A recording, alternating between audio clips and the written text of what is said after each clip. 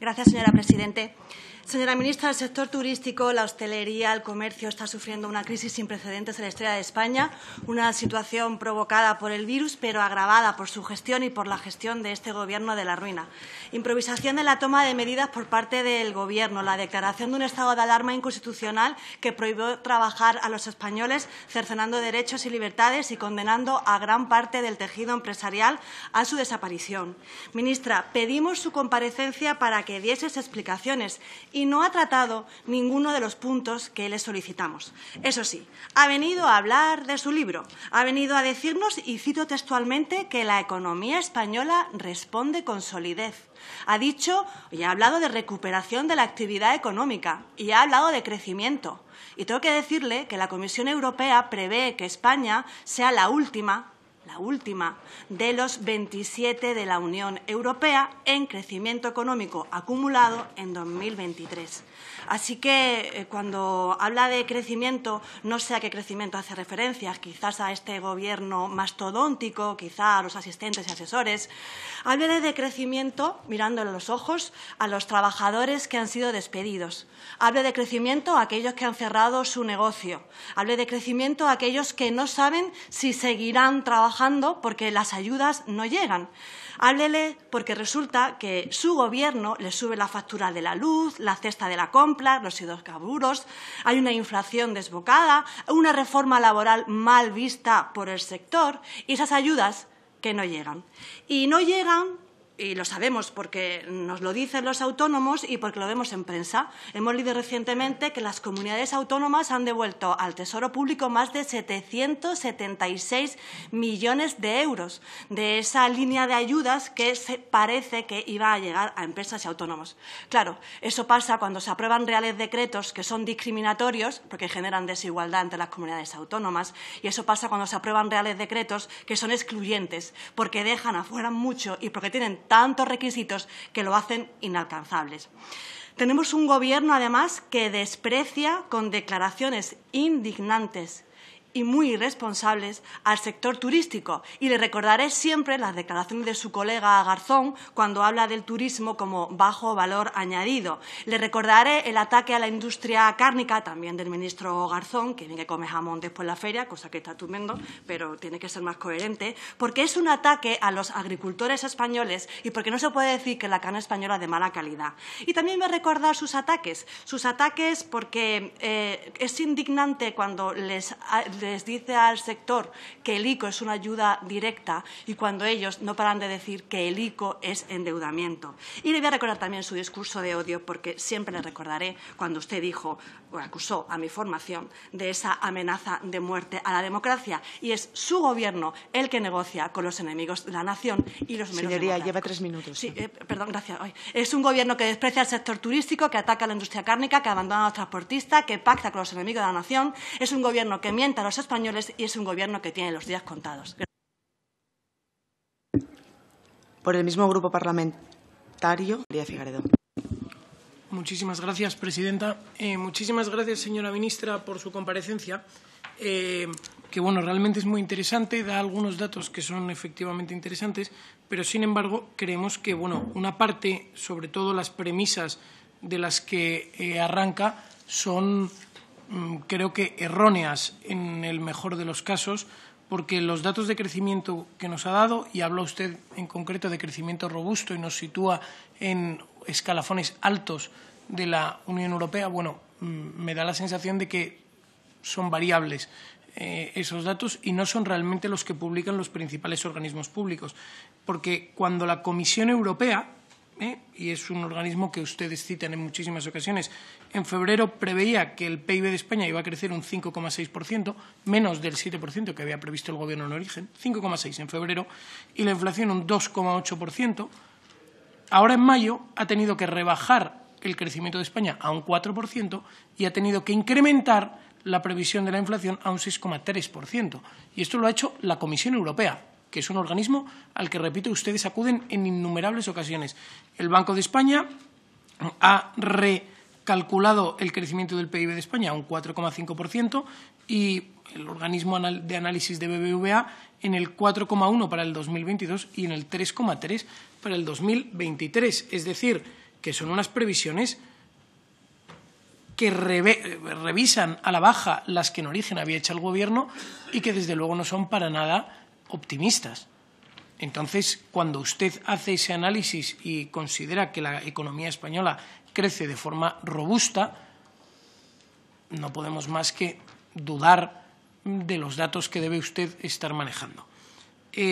Nos ha citado varios hitos que también llaman para usted al optimismo, con los cuales estamos también en desacuerdo, porque habla usted del PERTE de automoción como el gran exitazo absoluto. Bueno, es que ustedes celebraron la decisión de crear el PERTE de automoción.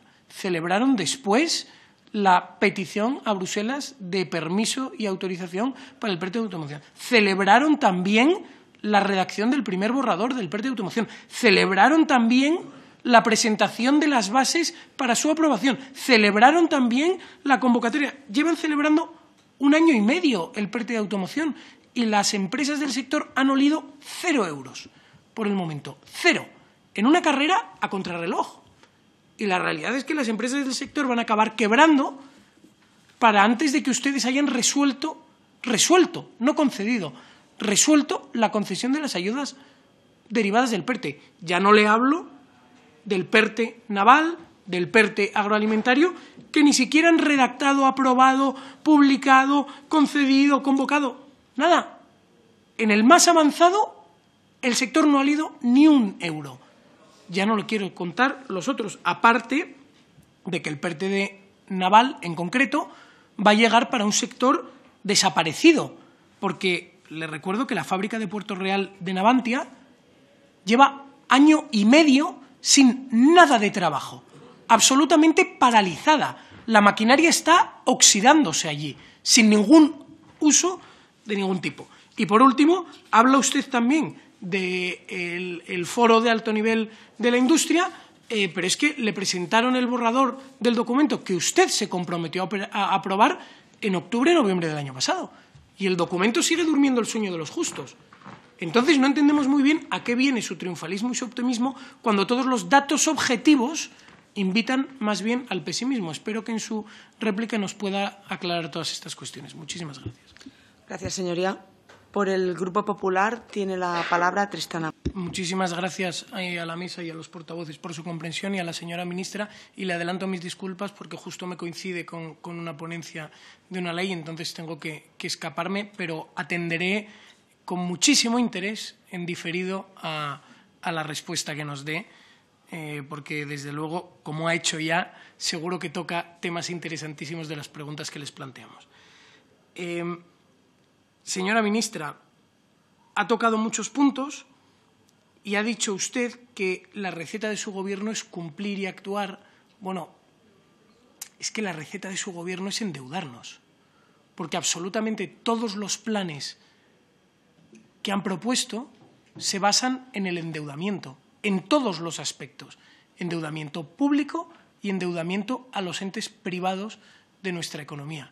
Porque es que los créditos ICO son endeudamiento, es que incluso muchas de las ayudas que ustedes venden como directas son también endeudamiento. Es más, viene y nos dice, no, el precio del gas que vamos a topar es una medida que tiene una duración de 1 año y es una medida que va a exigir un déficit de tarifa para que todos los españoles paguemos la diferencia entre el precio real del gas y el precio final de venta una vez topado a raíz de su medida. Para empezar. Para seguir, las medidas que ustedes introducen son tramposas.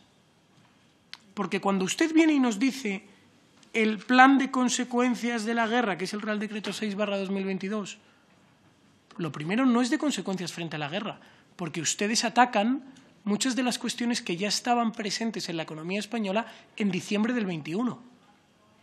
Por lo tanto, previas a la guerra. Entre otras, la escalada de los precios del combustible, que ya se estaba produciendo a finales del año 21. Pero además, introducen otras medidas, como por ejemplo, la obligatoriedad de introducir biocombustibles de origen reciclado en el combustible tradicional. que va a provocar un encarecimiento, según el sector, de entre 10 y 15 céntimos por litro de combustible. Es decir, que cuando desaparezca su subvención de 20 céntimos, que todos los españoles hemos pagado, por cierto, es decir, endeudamiento, lo que aparecerá es un incremento de los precios de entre 10 y 15 céntimos en el precio final del litro de gasolina. Tramposo. Sigue usted y busca de forma tramposa contradicciones entre lo que la portavoz de Turismo, Patricia Rueda, y yo hemos dicho. Señora ministra, ustedes en octubre del año 21 preveían crecer por encima del 7%. En diciembre del año 21 tuvieron que recalcular y pasaron al 5,4. Y ahora han tenido que recalcular y pasar al 4,5, a pesar de que sus gastos estaban previstos para un 7% de crecimiento. En definitiva, sus cifras son las cifras de un auténtico desastre económico. Si una casa española estándar prevé crecer un 10% y apura su presupuesto interno a ese 10% de crecimiento y además se endeuda, y sin embargo luego crece finalmente menos de la mitad de lo que tenía previsto, el resultado es la debacle y el endeudamiento, que es lo que ustedes nos están trayendo. Cada español que nos escucha, a día de hoy, tras la gestión de su gobierno, debe nada más y nada menos que 30.000 euros. Cada español, niños, ancianos, Señoría, hombres, mujeres. Finalizar, por favor. En definitiva, un desastre. Espero su réplica con, de verdad, interés. Muchísimas gracias. Gracias, señoría.